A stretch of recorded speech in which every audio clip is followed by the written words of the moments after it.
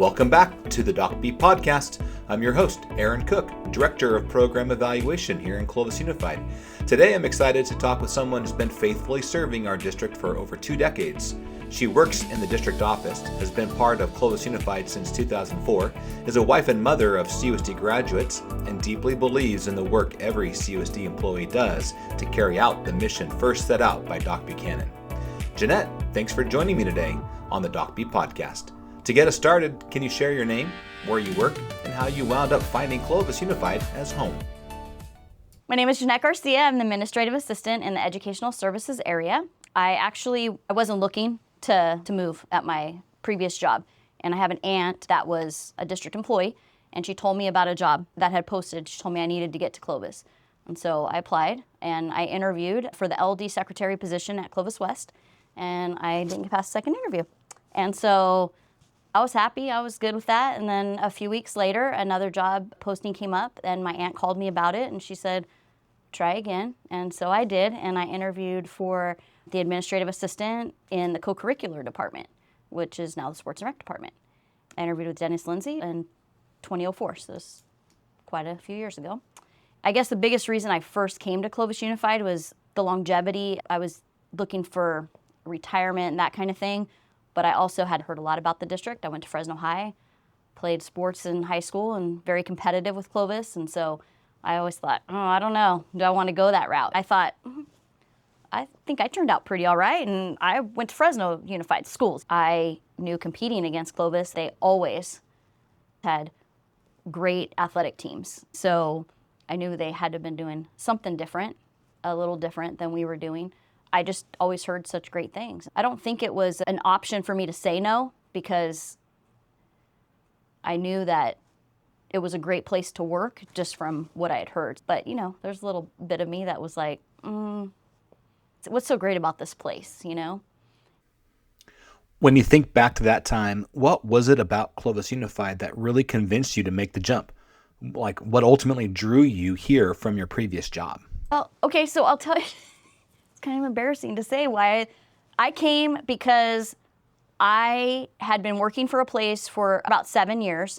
I had retirement, but it was like a 401k that I was putting money into, not very much every month because I didn't get paid a lot to be able to put that in there. So I knew with Clovis, it was the benefits part. That was my big sell. I had 2 kids, young kids at home, and my biggest sell was I was paying a lot for insurance on my own with my work, but I was paying a lot of money every month. My retirement wasn't great. I was looking for something, I guess, more long-term.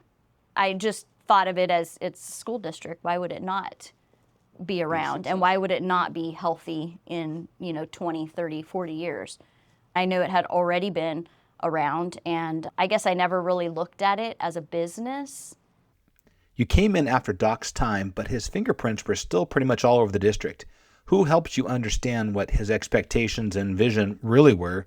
And is there any early moment that showed you, this is what Clovis Unified is all about?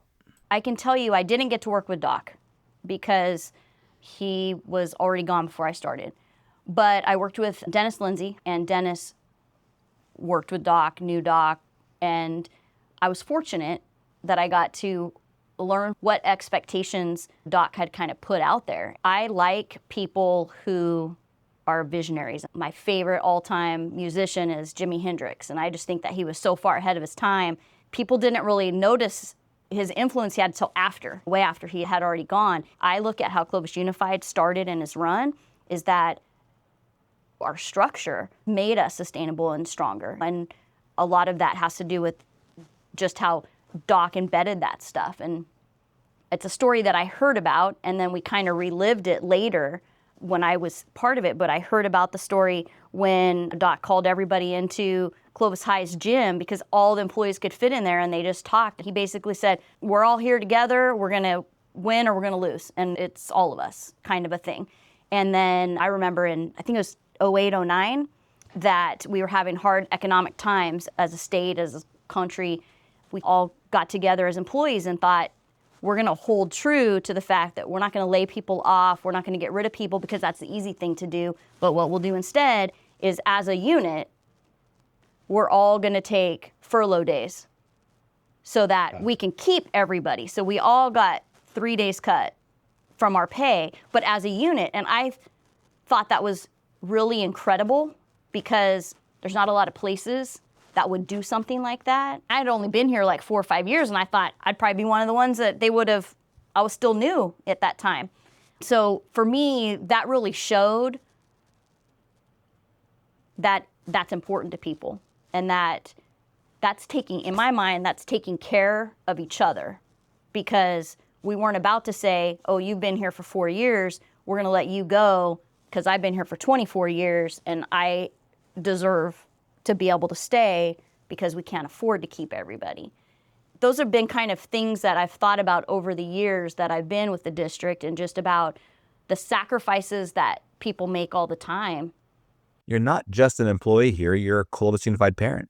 When your son was playing baseball, what did you notice about the coaches and the way they invested in your kids? I have 2 sons, but one of them was a baseball player at Clovis High. And I just always remember thinking, gosh, the coaches spend more time with my kid than they do with their own kids. When people spend more time with your child than they do with their own kids, that says a lot about them. We rely on those people to be positive role models for them, because they're seeing our kids sometimes more than we see them too. I've been able to experience those kinds of things, and the selflessness of people. I don't know that you find that everywhere. As the boys went from elementary to high school, how did you get involved on campus? And what did those experiences teach you about a parent's responsibility to step in and support the school? My kids went to Mickey Cox, Clark, and Clovis High. As my younger son was coming through the system, I thought it was important to contribute to the school in whatever capacity I could. I was vice president as well as president of the parent club. I also was in charge of the carnival for, I think, 4 or 5 years at Mickey Cox. I got to know the staff really well, which I think a bonus. Cheryl Floth was the principal, and she asked me if I would be part of an interview panel for a teacher. And that was wild, because I hadn't done anything like that before, and it was the first time I had been on an interview panel. I just thought the whole process was fascinating, because I know when I interviewed the first time, there was like 4 or 5 people in the room. Second time, it was one-on-one. I didn't have a panel.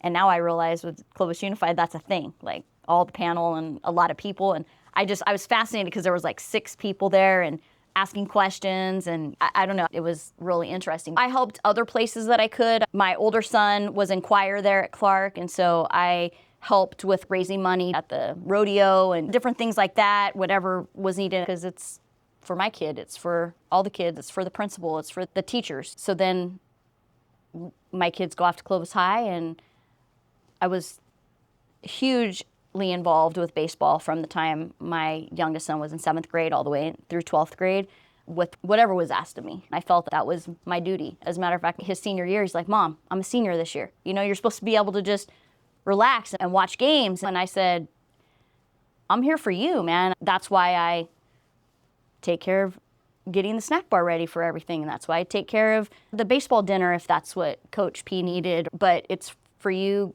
because the coaches should be able to concentrate on coaching, and kids should be able to concentrate on playing, and us parents need to step up to, you know, fill in those gaps to help out.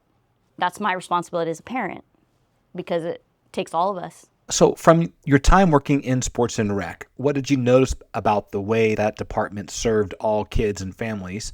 And also, how did they connect with coaches from all over the district? What did that show you about the kind of people who work here in Clovis Unified? I really appreciate it, and I love the fact working in sports and rec, we support and get to see every area. We all hear about site-based management, area-based management.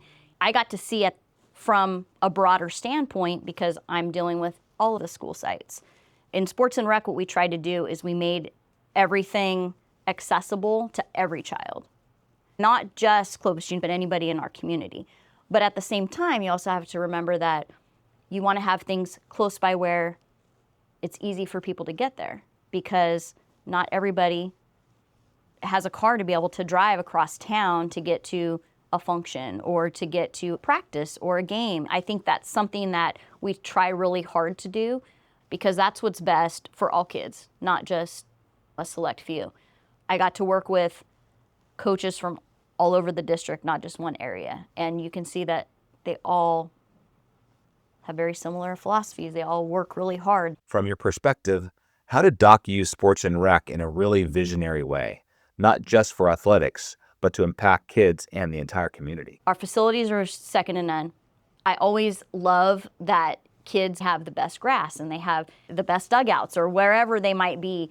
I think that shows parents that the school district cares about their kids. And I think that helps the parents want to maybe give back and show their appreciation for that. I know sports isn't for everybody, but I think that every kid at some point should do a team sport because you learn so much from team sports at a young age. The fact that kids in elementary school get to play together and then they are growing up to play together as junior high and high school, that says a lot. You have to trust people. You have to learn to get along with people, even though they may not be, in your friend group, but you have to figure out how you can be around them. You learn rules. You learn what you're supposed to do and what you're not supposed to do. So I can 100% see why that was important to Doc. I wasn't even looking at the fact of in sports and rec, it's recreational stuff. So that includes every kid. Even if you're not going to play in college, you're not going to play in the pros, you're not going to play maybe even in high school, it might be their last time that they get to be part of something because everybody gets to be included. After spending so many years in sports and rec, how did you end up moving into educational services, and what does your role there involve? So I was in the sports and rec department for, I think about 9 years. And then the position opened up in ed services, and I'd worked for Steve France for a long time. Steve is the assistant superintendent for ed services, and he was my direct supervisor once Dennis Lindsay retired. I worked with him and highly respect him. I knew that when that position came available, I had to apply. I didn't know who else might do it, but I knew too that at some point I was wanting to go to the district office, even though I don't know if the district office was quite ready for me, but here I am nonetheless. Steve knew what he was getting when I applied. I'm fortunate. I love the ed services area. I know a lot of people probably don't even have a clue what goes on or what we do in this area. We have SSSA under us, police services, Sierra Outdoor School, alternative ed, sports and rec department, all of athletics, as well as we do the state swim and state track meets. There's just so many different things, which is nice because you get to experience departments as well as sites. And then we have the adult school, which is its own little community. When you look at Clovis Unified today, compared to when you first started, what feels different to you? And what do you hope we hold on to or protect as we move into the future? One of the biggest differences I see now compared to before with the district is that I think we have fewer people that maybe learned from Doc. I'm one of those, I learned from somebody who learned from Doc. I think our standards and our core values are what makes us different than everywhere else. And I think it's important for us to work hard at keeping that because that is what sets us apart. When you look at hiring is the most important thing we do. I hope that continues to be the standard. I want the expectation to continue to be, you're expected to do your very best because that's what kids deserve. You're expected to put forth the extra effort because that's what kids deserve.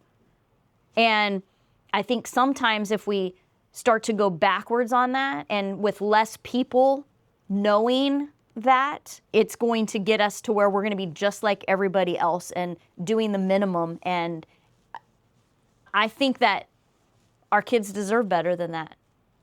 Who are some of the leaders or mentors that have had the biggest impact on your career, and what did they teach you about doing your job well? Dennis Lindsay was a big impact on my career, and I learned a lot from him. One of the things that he always used to say, and it's not as eloquent as Doc says with know your job, do your job, but Dennis used to say, if I need to do that, what do I need you for? And I think that just reminds people that you've been put in a position to do what you're supposed to do, and you need to take care of that. And not that you can't ask for help and not that you can't ask for assistance, but it's important that you do what you're supposed to do and you do the right thing. Accountability is huge in my book. I feel like everybody should be held accountable. Just maybe in our world right now that there's just not as much accountability as there should be. And there's consequences to every action, positive, negative, whatever it might be. We should be accountable. We should not be upset when people hold us accountable. It doesn't mean you're not going to falter. It just means that you need to say, you know what? You're right. I need to do better, or I messed up. And you need to make it better. You need to be better because, again, that's what our kids deserve. They deserve our best. When you run into roadblocks or hear something that can't be done, how do you respond? And has anyone helped you shape that approach? I don't like when people say no.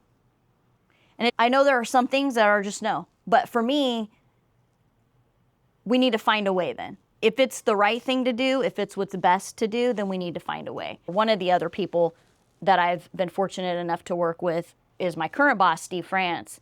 He is that person that will figure it out or will force others to think outside the box to figure it out because it's what we need to do.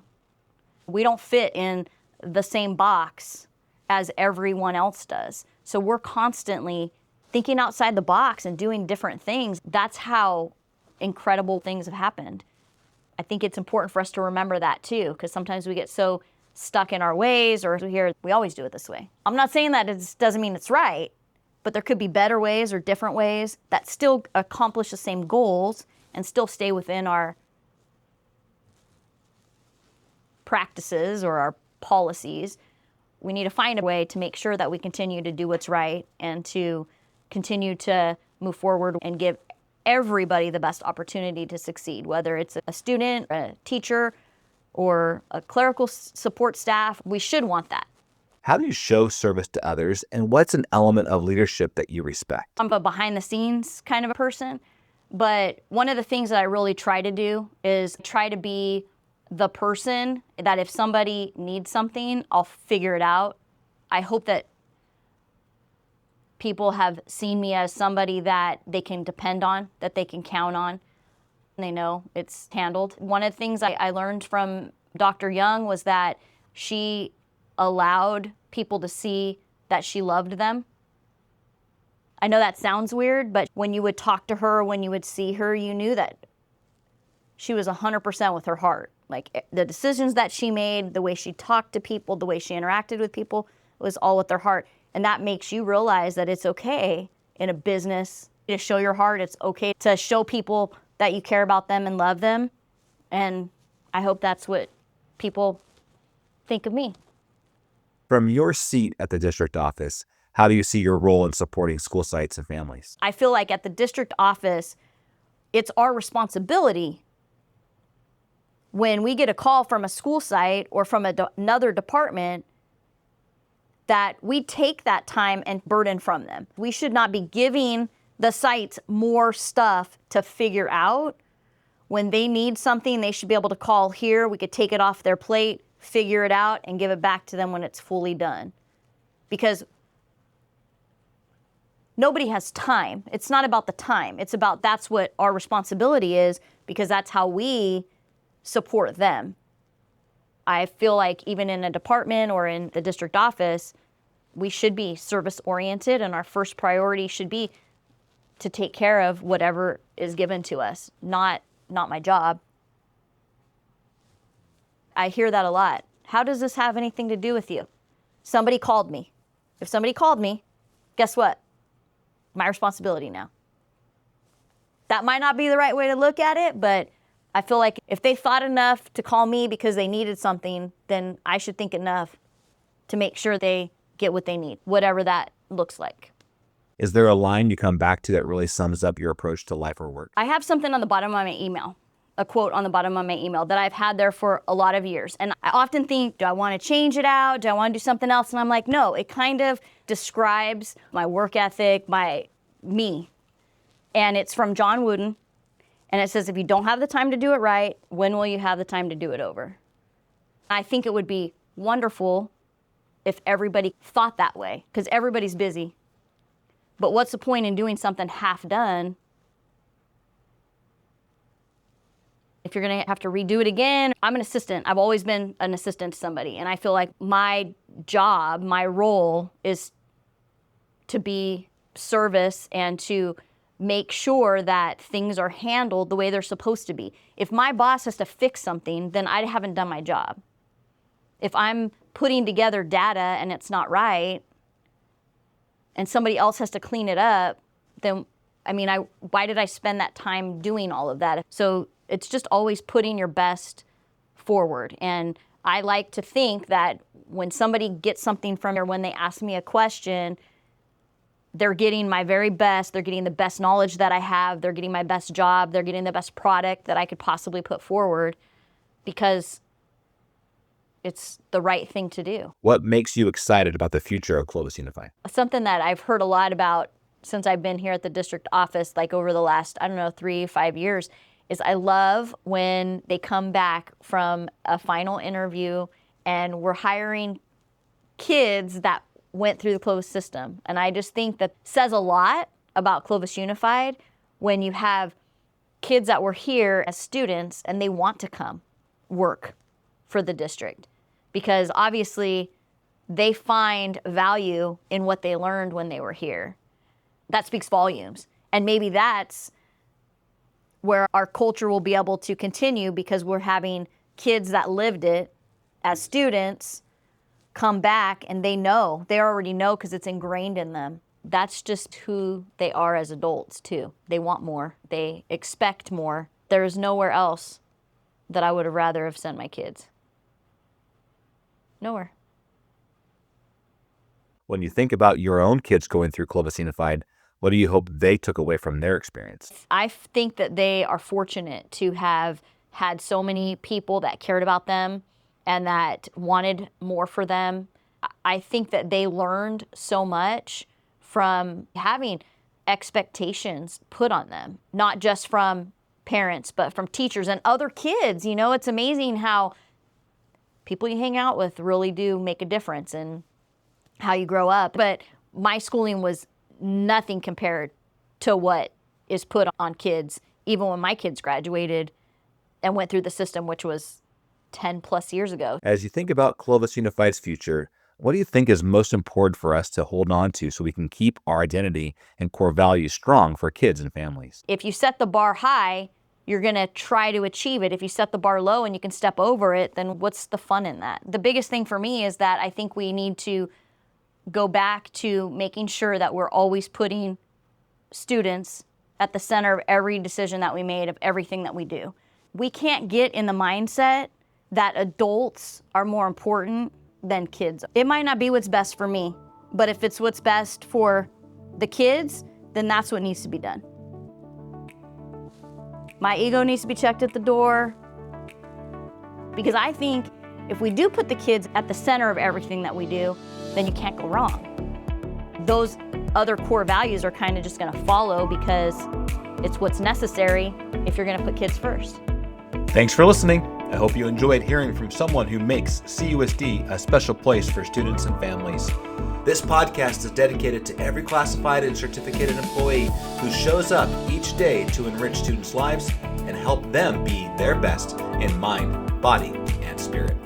We'll see you next time on the DocBPodcast. As Doc always said, don't ever forget our motto: sickle.